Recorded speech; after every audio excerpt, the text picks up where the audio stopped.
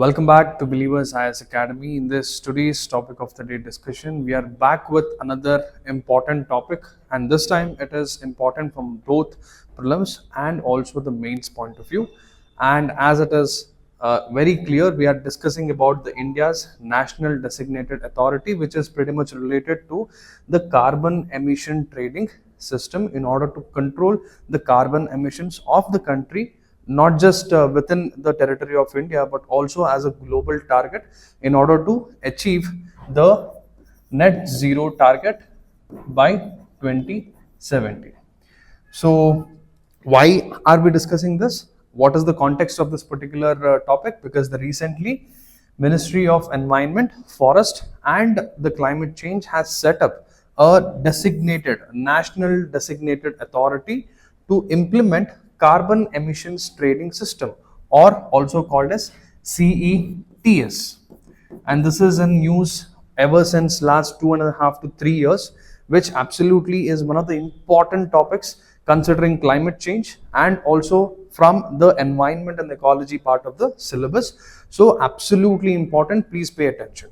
So this has been set by the Ministry of Environment, Forest and Climate Change, the National Designated Authority, to implement Carbon Emissions Trading System under Article 6 of the Paris Agreement, which was agreed to in 2015. And this marks a major step in India's climate strategy and also to build resilience that the country is fighting against reducing its carbon emissions.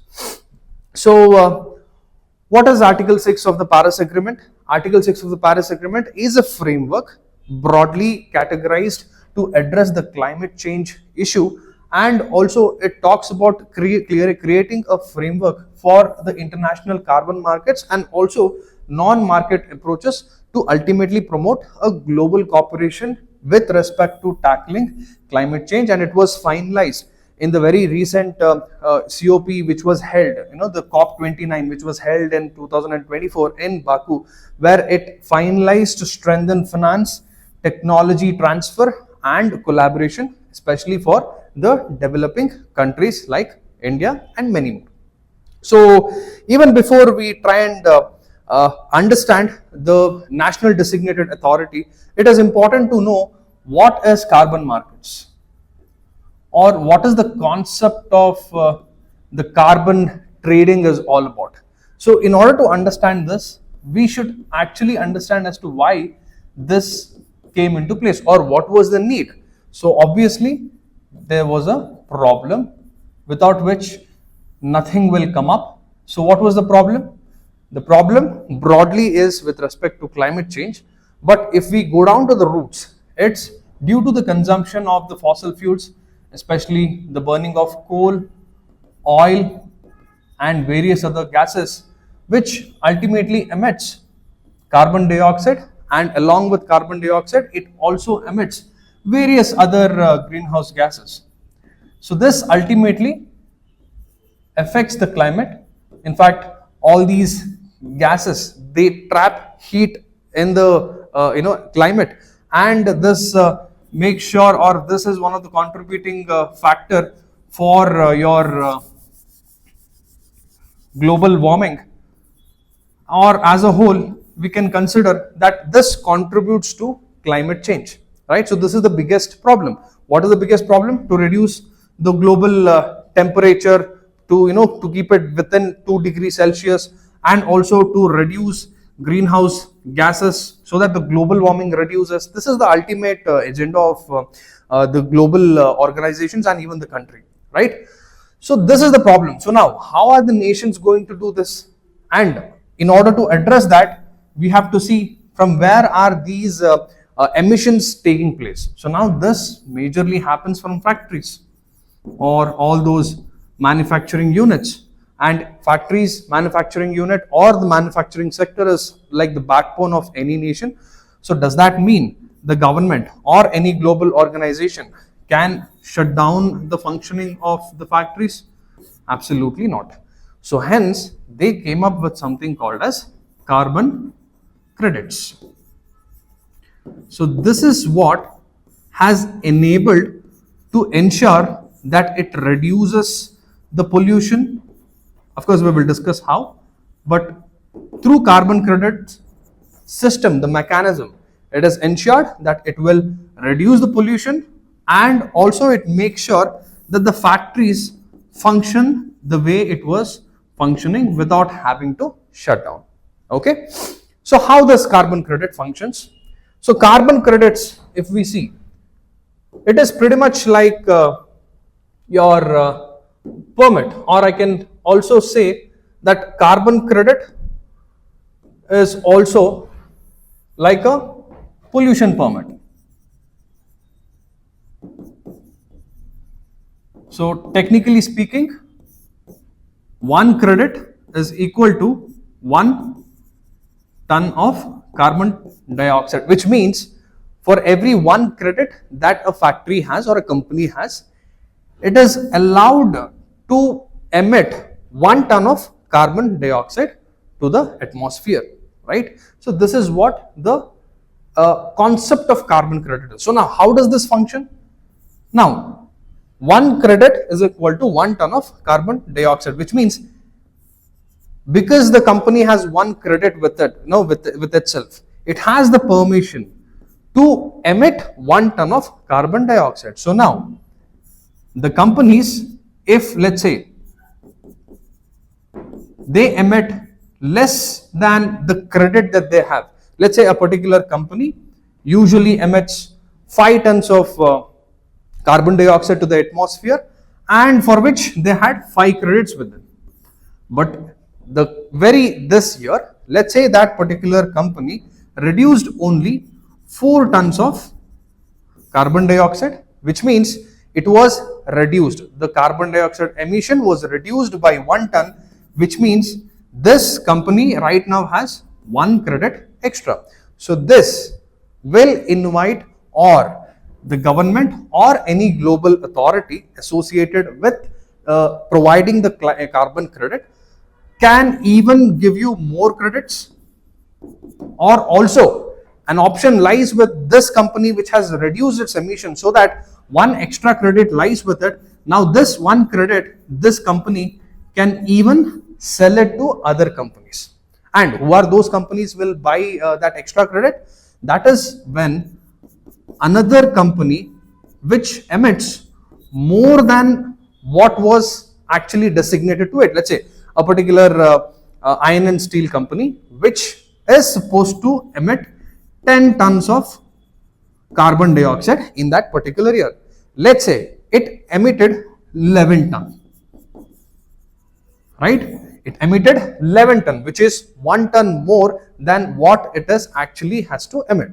So it is devoid of 1 credit. So now it emitted beyond its credit limit. So now 2 options. One is this company can either be penalized, a penalty will be put on this particular company, or this company has or should buy an extra credit from any seller who is ready to sell the credits. So now in the earlier company where we saw that this person had 1 extra credit, so now most likely this company who has emitted more carbon or is in short of credit, right, must and should buy that credit from that company. So now here what is happening? Ultimately, a financial incentive is created for someone who reduces the emissions, and also it is penalizing someone, or let's say another company who is emitting more than what is actually prescribed. And in a way it is trying to change the behavior of the companies in terms of how they handle emissions.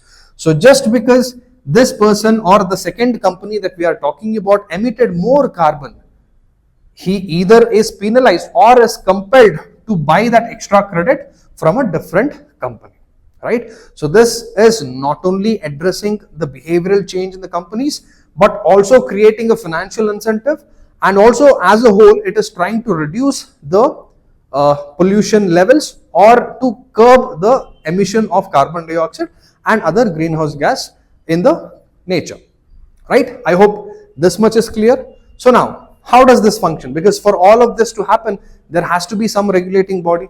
So how does this happen? Usually it is the government who puts a cap, because there has to be some body who decides what is the cap, what is the maximum limit a company can emit. So it's the government or any global body which is a recognized global body which puts that cap, or I can say the maximum limit on these companies, deciding or telling them what is the maximum limit. For example, a company, a cement manufacturing company, let's say the government in the previous year has saw that the maximum emissions that it has emitted is 10 tons of carbon dioxide. So now the government can decide that the credit for this company is 100 credits, right? So a maximum cap is being put. And now if this cement manufacturing company sticks to the limit or even reduces, let's say that year in place of 100 tons which it usually used to emit, now it emitted only, let's say, 80 tons of carbon. So now the remaining 20 tons, or let's say the remaining 20 credits which are with this cement manufacturing company, this they can obviously sell it to those company which exceed their prescribed limit. So it is the government which does it. And where does this trade happen? So it happens on a designated platform where the buyers will also meet and also the sellers of the credit meet. So this is a simple mechanism as to how credit or let's say carbon credit works. I hope this is clear. And now coming back to the video.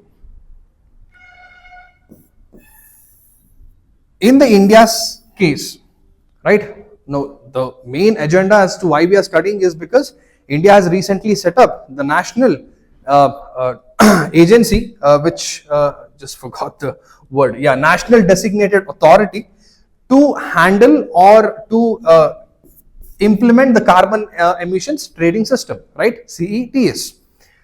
So why is it required for India? Because if we see, India is currently the third largest emitter of carbon dioxide, and also India has its own targets, right? It has its own targets to reduce the GDP's carbon intensity by 45% by 2030, and it has planned to achieve 50% cumulative electric power capacity from non-fossil, which is the renewable resources, by 2030. And it also plans to create an additional carbon sink of 2.5 to 3 billion tons of carbon dioxide equivalent through afforestation and reforestation by 2030, and collectively its net zero emissions by 2070. So all of these ambitious targets are also coupled with India's highest emission of carbon dioxide, which makes it absolutely necessary for some national authority or some national organization to be created to implement or to enhance this carbon trading system. So hence the formation or the setting up of National Designated Authority took place. So what is this? It is a composition of 21 members headed by the Secretary of the Ministry of Environment, Forest and Climate Change, and it includes representatives from the External Affairs, Renewable Energy, Niti Aayog, and the Steel Ministry and others. Of course, these names very important. All of the important bodies which are present, wherever you see Niti Aayog, absolutely important. And talking about the functions, it recommends and approves carbon credit projects under Article 6 framework of the Paris Agreement. So we understood, I hope now it is very clear what carbon credit projects are, or this is the body if it is approving the carbon credit projects. Now you might have clearly gotten an idea that we're talking about what carbon credit is, or a body, government which decides or puts a cap or delineates a maximum limit of emissions. It is NDA here, right? And it authorizes emission reduction units for trading in international carbon markets and ensures project align with India's sustainable developmental goals. Example, the adoption of green hydrogen was also one of the example, because one great example is the Tata Steel. By adopting the green hydrogen technology in its manufacturing units. Tata Steel has considerably reduced its carbon emissions, which is one of the good example to tell the achievements of the adoption of green technology or green hydrogen in country. Of course, we have made a dedicated video on green hydrogen. Please do check it. It's in the playlist. And now, what is the contribution of the NDA? Directly supports India's goal of 45% reduction in carbon intensity, which the India is trying to make by 2030, and it positions India to actively participate in global carbon markets. So now, this is with respect to the national authority which we are discussing about. So now, once again, it's like a revision. What is the carbon markets? We already discussed. It is that allows to buy and sell carbon credits, where one credit is equal to 1 ton of carbon dioxide or equivalent greenhouse gases, which is reduced, avoided, or removed. And this creates financial incentive for companies, individuals, or governments. Because when I'm talking about the types of carbon markets, we have two. One is voluntary, another one is, it's not compulsory, is not the word. There is a particular word. One is the voluntary type of carbon market. Another one is that particular carbon market which is compelled or it is mandatory by the government. Government sets clear, distinct targets for those companies under those particular types of carbon markets, where the company has to stick to the targets. And then is the voluntary carbon markets, where the individuals also can participate, right? Even the companies and the individuals also can participate and buy credits, provided whenever they have breached the emission targets of their own company. So to adopt, and ultimately why is this for? To adopt greener technologies and invest in emission reducing projects. Then what is carbon emission trading system? It is also known as emission trading system. You understood the platform where all the buyers and the sellers of the carbon meet. So that is what it is talking about. Functions like a cap and trade system in compliance markets. Cap. What is cap? A limit is set on the emissions intensity. Who is setting this? The government. We already discussed this. And trade is also happening. Entities performing better than the benchmark means people who are reducing or emitting less emissions than they are actually thought of, okay, who are performing better than the benchmark, can sell their credits. Others must buy credits to offset their excess emissions. So this is with respect to the India's carbon emissions trading system. So now, where is India currently standing? India has already approved this carbon credit trading system way back in July 2024. However, the focus is mostly based on the rate-based trading, where the rewarding, the incentives for those companies happen only when they reduce emissions intensity rather than the absolute emissions. This is one simple point which you have to just know. And talking about all the institutional and policy support from Indian government, the first is National Steering Committee for Indian Carbon Market, which oversees the market design and the strategy. And talking about the incentives for industries, it encourages low carbon technologies to stay competitive. And another important thing is Mission Life, which is the lifestyle for environment, which promotes sustainable living to cut carbon footprints. Of course, these are all like supplementary things which are supporting or which are giving that push or creating that conducive bed or an environment for this carbon trading to happen. One is the Mission Life, and then we talk about the green credit program also, where it involves individuals and businesses in emission reduction efforts. And also another important thing here with respect to the carbon market progress with respect to India.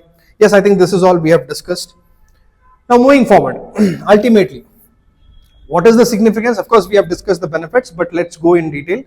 So one is it aligns India's targets with the global goals, supports commitments under Paris Agreement and the net zero targets by 2070, we discussed. And then we also have a lot of economic benefits also, as it helps industries manage its carbon footprints, and also this helps them to stay in compliance with the costs and the drives innovation in introducing more technology which reduces carbon, right? So this will ensure that every company will start pushing their investment in innovation or in inventing or acquiring more such technologies which can reduce the carbon emissions, or probably in a way it will even help them or motivate them to adopt some of the green technology like the green hydrogen which we discussed earlier. And then last but not the least, global leadership. So it positions India as a key player in the global climate negotiations and carbon trade, right? So this is all for this particular video.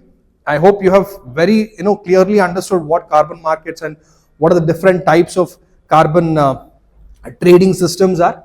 So now, even before we end the video, we will solve one prelims question, which is the following statements about the India's carbon emission trading system are correct. It operates under Article 6 of the Paris Agreement. It focuses on reducing the absolute volume of emissions rather than emissions intensity. The National Designated Authority, or the NDA, approves projects eligible for carbon credit trading. Use the comment section to leave your answers. That is all for this particular video. Stay tuned for more such interesting videos, and if you have still not subscribed to Believers IAS YouTube channel, consider subscribing and hit the bell icon so that you don't miss any of our videos. Signing off, this is Madan Gopal. Have a beautiful day.